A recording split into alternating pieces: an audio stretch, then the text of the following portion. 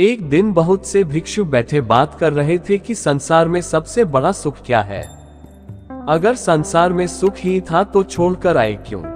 जब संसार में दुख ही दुख रह जाए तभी तो कोई संन्यास्त होता है।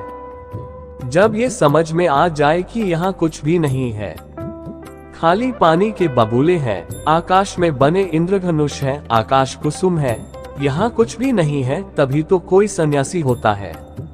संन्यास का अर्थ ही है संसार व्यर्थ हो गया है जानकर, अनुभव से, अपने ही साक्षात्कार से।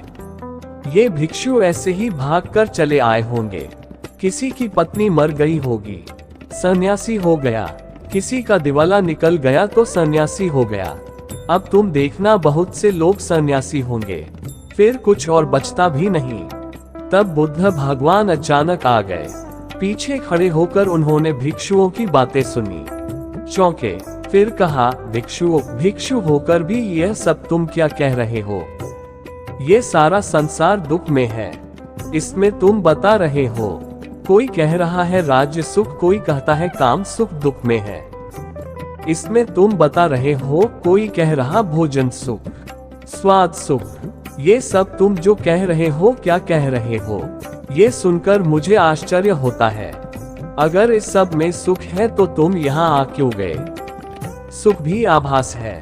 बुद्ध ने कहा, दुख सत्य है और सुख नहीं है ऐसा नहीं, पर संसार में नहीं है। संसार का अर्थ ही है जहाँ सुख दिखाई पड़ता है और है नहीं, जहाँ आभास होता है, प्रतीति होती है, इशारे मिलते हैं कि है, लेकिन जैसे जैसे पास जाओ पता चलता है नहीं है। फिर सुख कहाँ है? बुद्ध ने कहा, बुद्धोत्पाद में सुख है।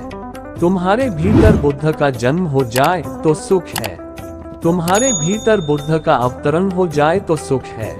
बुद्धोत्पाद ये बड़ा अनूठा शब्द है।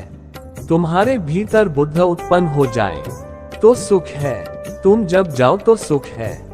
सोने में दुख है, मूर्छा में दुख है, जागने में सुख है। धर्म श्रवण सुख है, तो सबसे परम सुख तो है बुद्धोत्पाद, कि तुम्हारे भीतर बुद्धत्व पैदा हो जाए। अगर अभी यह नहीं हुआ तो नंबर 2 का सुख है, जिनका बुद्ध जाग गया उनकी बात सुनने में सुख है। धर्म श्रवण में सुख है, तो सुनो उनकी जो जाग गए हैं, जिन्हें कुछ दिखाई पड़ा है, गुनो उनकी। लेकिन उसी सुख पर रुक मत जाना। सुन सुनकर अगर रुक गए तो एक तरह का सुख तो मिलेगा, लेकिन ये भी बहुत दूर जाने वाला नहीं है।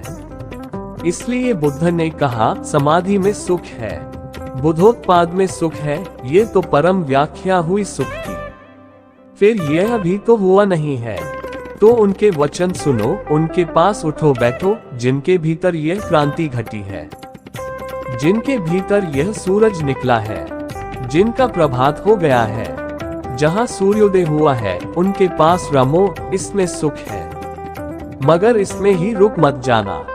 ध्यान रखना कि जो उनको हुआ है वह तुम्हें भी करना है। उस करने के उपाय का नाम समाधि है। सुनो बुद्धों को और चेष्टा करो बुद्धों जैसे बनने की। उस चेष्टा का नाम समाधि है, उस चेष्टा का फल है बुद्धोत्पाद। सुनो बुद्धों के वचन, फिर बुद्धों जैसे बनने की चेष्टा में लगना, ध्यान, समाधि, योग। और जिस दिन बन जाओ उस दिन परम सुख।